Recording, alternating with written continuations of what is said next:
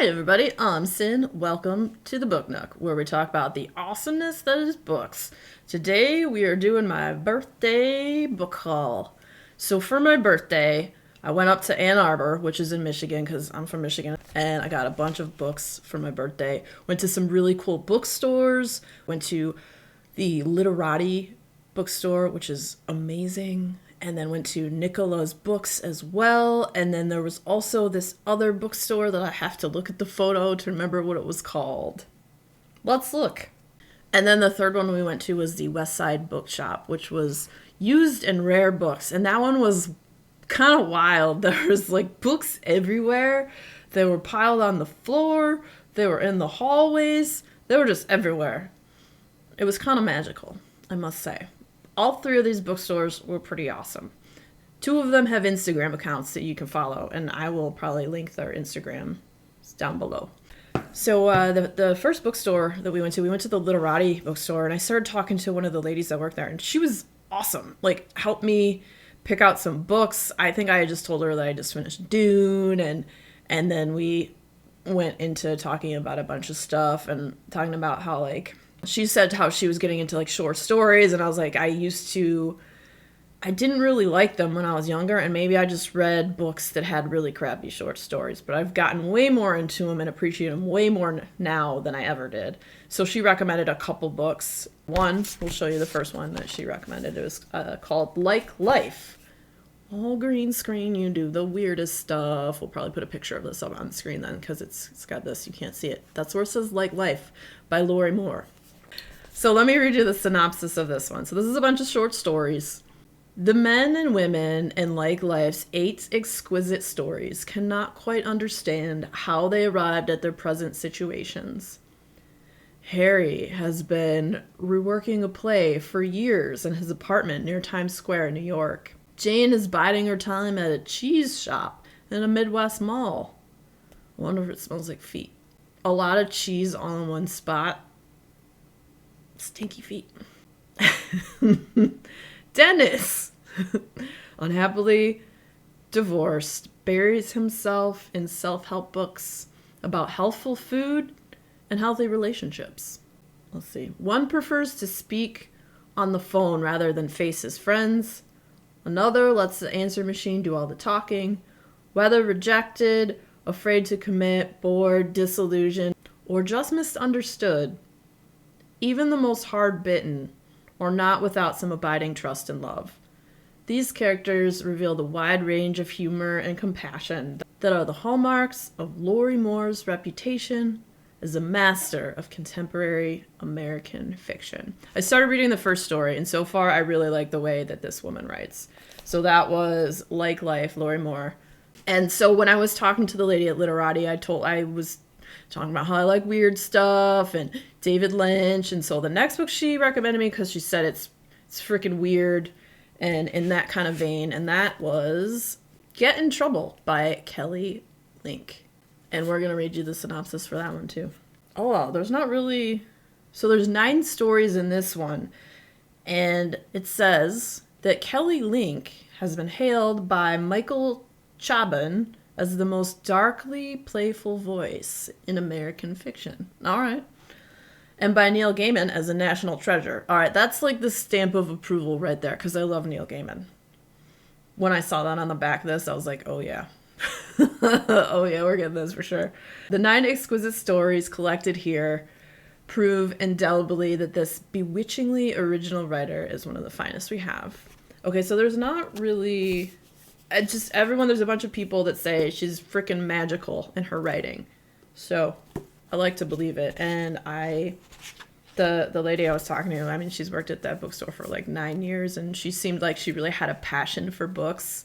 So I'm very excited to check this out and read it. Get in Trouble, Kelly Link. Yeah. All right, the next one, my partner actually grabbed this one. We like to read weird books.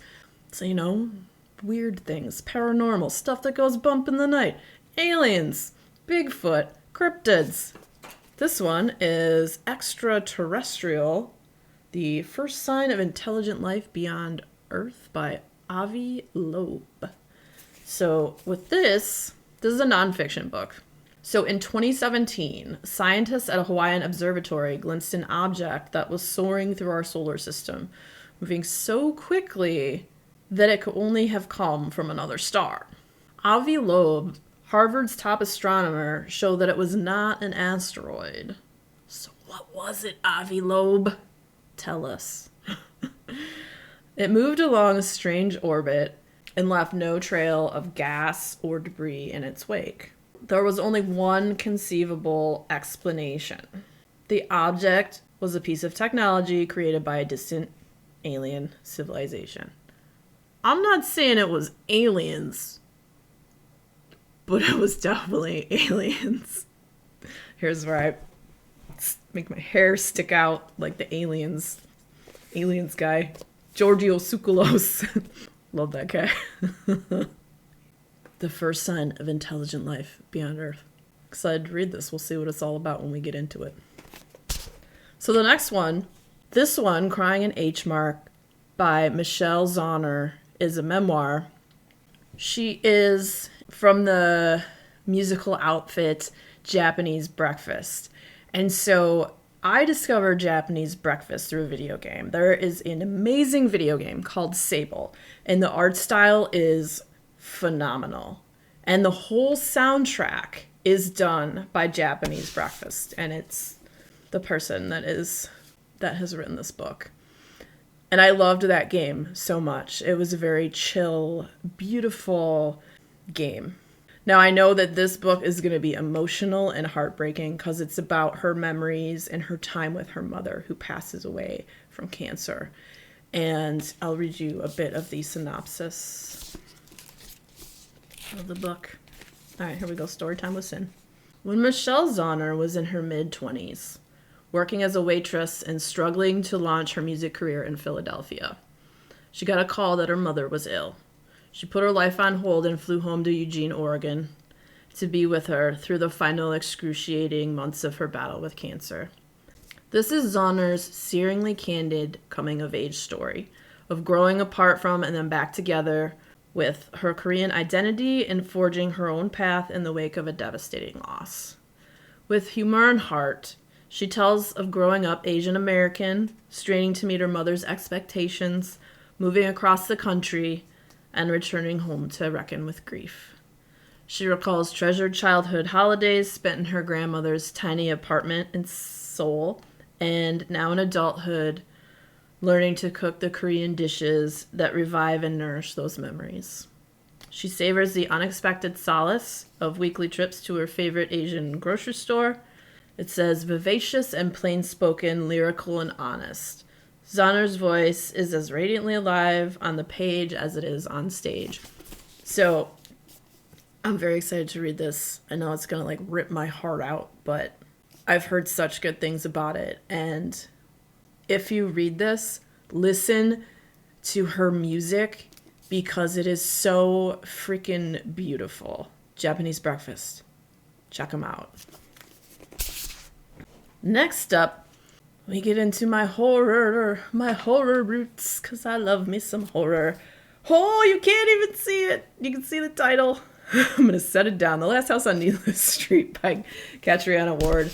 So I read Sundial, and I really, really liked it. And I've heard such good things about this book. And there's a cat in it, and I love cats. So the cat is, I guess, a very prominent character in this. And I'm very, very excited to read this. I know I've been saying I've had it on my list for quite some time.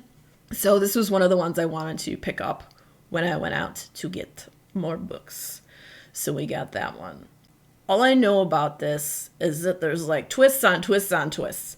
And I've been told that you'll never guess what the last twist of the twist is when you twist and shout and you shake it all out. That's what it's all about. They didn't say that, but it's supposed to be you'll never guess what the twist is at the end. So we'll see. But that's how it kind of was with the other book, Sundial. So excited to read that one. And another one I've been meaning to read that I picked up that I had on my list for a while is, this probably won't show up either because it's freaking green. And it doesn't! Get it out of there! This next one is Echo by Thomas Olde Huvelt. I read the book Hex. I really enjoyed it. I thought it was super creepy and I'm very excited to read Echo. This was talked about by a booktube channel that I watch, the Jeff Word. He's freaking awesome. I will link his channel down below, but he recommended this author.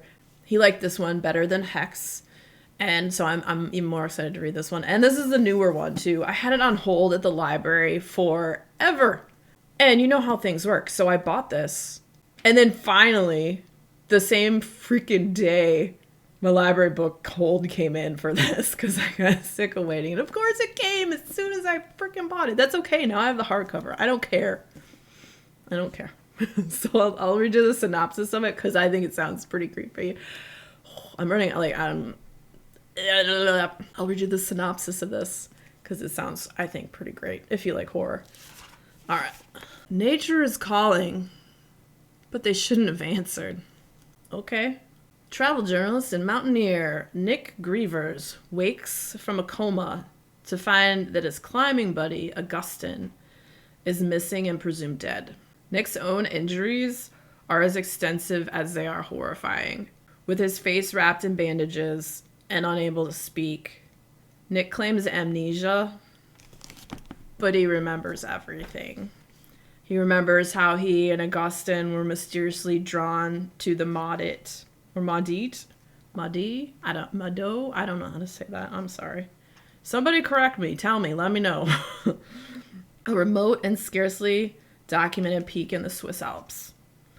He remembers how the slopes were eerily quiet, and how when they entered its valley, they got the ominous sense that they were not alone. He remembers something was waiting for them. But it isn't just the trauma of the accident that haunts Nick. Something has awakened inside him. Something that endangers the lives of everyone around him. It's one thing to lose your life. It's another to lose your soul. Oh my goodness. So I'm really excited for that one. So excited. What are you guys reading? Like, what are you reading for the spring? What books are on your TBRs? Let me know. I want to know. Let's talk about it. That was my birthday book haul. I think I got a really good variety. I'm very excited to get into these soon. Let's count them in a good pile. You can't. Thank you everyone for joining me today in the Book Nook. If you had fun hanging out, boop that like button. Come back, see me again, and we'll talk about more books and weird stuff. So until next time, read a good book, eat some good food, and we'll see you later.